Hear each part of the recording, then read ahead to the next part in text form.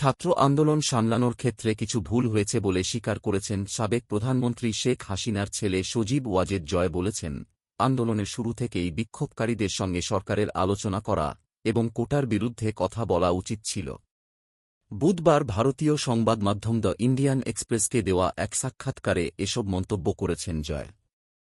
সাক্ষাৎকারে তিনি বলেন, আমি বিশ্বাস করি, আমাদের সরকারের কোটার বিরুদ্ধে কথা বলা এবং বিষয়টি আদালতের ওপর ছেড়ে দেওয়ার পরিবর্তে শুরুতেই বিক্ষোভকারীদের সঙ্গে কথা বলা উচিত ছিল। কোটা কমানোর বিষয়ে আমাদের সরকার সুপ্রিম কোর্টে আপিল করেছিল। আমি সুপারিশ করেছিলাম, আদালত ভুল করেছে এবং আমরা কোটা চাই না বলে জনগণকে আশ্বস্ত করতে, কিন্তু আমাদের সরকার তা শোনেনি এবং বিচার ব্যবস্থায় বিষয়টি সামলাবে বলে প্রত্যাশা করেছিল। বিক্ষোভ মোকাবিলায় সরকারের ভুল স্বীকার করলেও জয়ের দাবি, তিনি বিশ্বাস করেন বিক্ষোভ সহিংস হয়ে ওঠার পেছনে একটি বিদেশি গোয়েন্দা সংস্থা জড়িত ছিল। তিনি বলেন, আমি দৃঢ়ভাবে বিশ্বাস করি, একটি বিদেশি গোয়েন্দা সংস্থা এর পেছনে জড়িত ছিল। কারণ 15 জুলাই থেকে অনেক আন্দোলনকারী আগ্নেয়াস্ত্রে সজ্জিত ছিল। গত 15 বছরে আমাদের জঙ্গিবাদের সফল নিয়ন্ত্রণের কারণে বাংলাদেশে আগ্নেয়াস্ত্র পাওয়া খুবই কঠিন।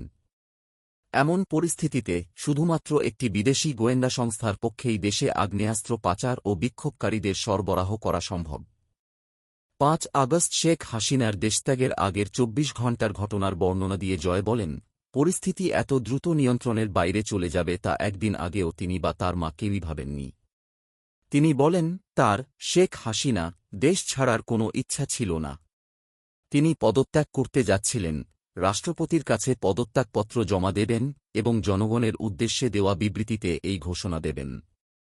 আমি বিশ্বাস করি, তিনি বিবৃতিটির খসড়া তৈরি করছিলেন এবং সাক্ষাৎকার রেকর্ড করার প্রস্তুতি নিচ্ছিলেন। সবকিছু পরিকল্পিত ছিল। এমনকি তিনি রেকর্ডিং শুরু করতে যাচ্ছিলেন, এ সময় বিশেষ নিরাপত্তা বাহিনীর সদস্যরা বলেন, ম্যাম, সময় নেই, আমাদের এখনই যেতে হবে। শেখ হাসিনা দেশ না ছাড়ার বিষয়ে অনড় ছিলেন, কিন্তু তিনি তাকে রাজি করাতে সক্ষম হয়েছেন জানিয়ে জয় বলেন, বিশেষ নিরাপত্তা বাহিনী তাকে সামরিক বিমান ঘাঁটির একটি নিরাপদ স্থানে নিয়ে যায়। তারা সেখানে একটি হেলিকপ্টার প্রস্তুত করে রেখেছিল, কিন্তু তিনি যেতে চাননি। সেই সময় আমার খালা শেখ রেহানা আমাকে টেলিফোন করেন। আমি মাকে বোঝালাম যে, না, আপনার নিরাপত্তার জন্যই আপনাকে চলে যেতে হবে। যদি এই জনতা আপনাকে খুঁজে পায়, কোথাও আপনাকে ধরে ফেলে এবং সেখানে গুলি চলে, তাহলে অনেক মানুষ মারা যাবে। হয় তোমাকে এই হত্যার জন্য দায় দেবে কিংবা যদি তোমাকে ধরে ফেলে তাহলে মেরে ফেলবে। তাই তোমার সবচেয়ে ভালো হবে দেশ ছেড়ে চলে যাওয়া। আমি একজন যে তাকে দেশ ছাড়তে রাজি করিয়েছি। বাংলাদেশ থেকে পালিয়ে যাওয়ার পর থেকে শেখ হাসিনা ভারতে রয়েছেন। সজীব ওয়াজেদ জয় বলেন, তিনি বাংলাদেশে কী ধরনের পরিস্থিতি তৈরি হয় তা দেখার জন্য অপেক্ষা করছেন। আপাতত তিনি ভারতে থাকবেন।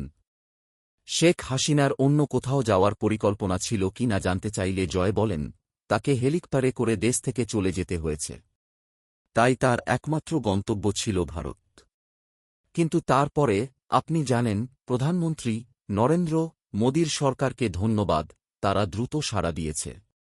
তার জীবন বাঁচানোয় এবং তাকে অত্যন্ত সুরক্ষিত স্থানে নিয়ে যাওয়ার জন্য, তাই তিনি নিরাপদ আছেন। এরপর থেকেই বিভিন্ন দেশে তার আশ্রয়ের আবেদন করার বিষয়ে যেসব প্রশ্ন উঠেছে তার সবগুলোই গুজব। এসব একেবারে মিথ্যা। তিনি কোথাও আশ্রয়ের জন্য আবেদন করেননি। ভারতের প্রতি তার বার্তা কী হবে জানতে চাইলে জয় নয়াদিল্লিকে নেতৃত্ব দিয়ে বাংলাদেশের সংবিধান সমুন্নত রাখার আহ্বান জানান। তিনি বলেন, বাংলাদেশ ভারতের দোরগোড়ায় অবস্থিত। আমি আশা করব, ভারত নেতৃত্ব দিয়ে নিশ্চিত করবে যে 90 দিনের সাংবিধানিক সময়সীমার মধ্যে বাংলাদেশে নির্বাচন অনুষ্ঠিত হবে, অরাজকতা বন্ধ হবে এবং আওয়ামী লীগকে প্রচারণা ও পুনর্গঠনের অনুমতি দেওয়া হবে। যদি সেটা নিশ্চিত করা হয়, আমি এখনও নিশ্চিত যে আমরা নির্বাচনে জয়ী হব। আমরা এখনও সবচেয়ে জনপ্রিয় দল। মায়ের সঙ্গে দেখা করার জন্য ভারত ভ্রমণ করবেন কিনা জানতে চাইলে জয় বলেন, তিনি ভারতে যেতে চান। তবে কখন তিনি ভারত সফর করবেন তা নিশ্চিত করে জানাননি।